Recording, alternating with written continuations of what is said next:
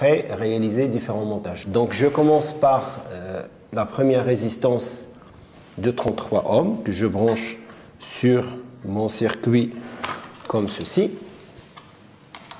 D'accord, donc nous allons ouvrir le logiciel Data Studio qui permet de piloter notre interface et on va aller sur créer une expérience.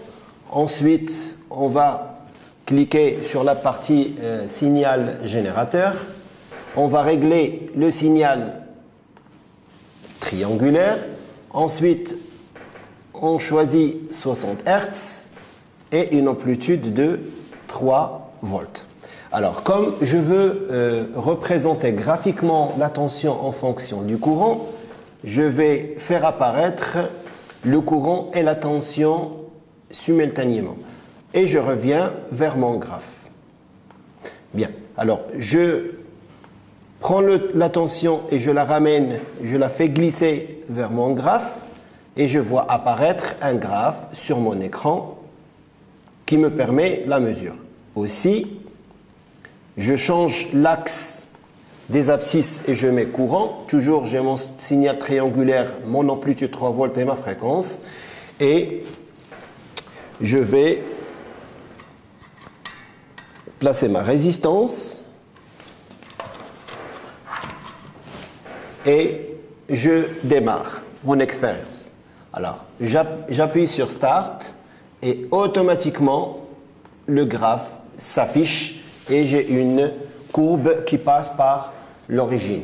Comme on représente la tension en fonction du courant, ma courbe obtenue est une droite linéaire de forme y égale à ax plus b, b égale à 0 parce que je passe par l'origine.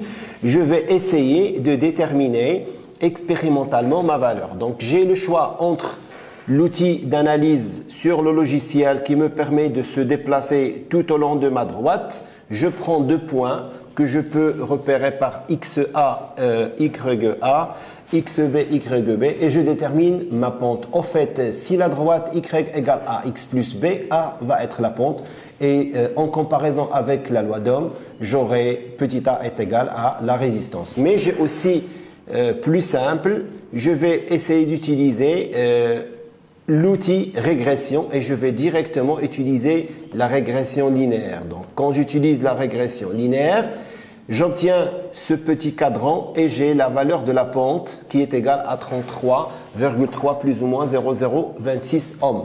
En effet, ma résistance que j'avais utilisée dans mon circuit, c'était orange, orange, noir et donc c'est 33 ohms. Donc c'est exactement la valeur que j'ai trouvée expérimentalement. Ma deuxième résistance, c'est marron, noir, noir, ça fait 10 ohms. Je la place sur mon circuit et je vais directement pour passer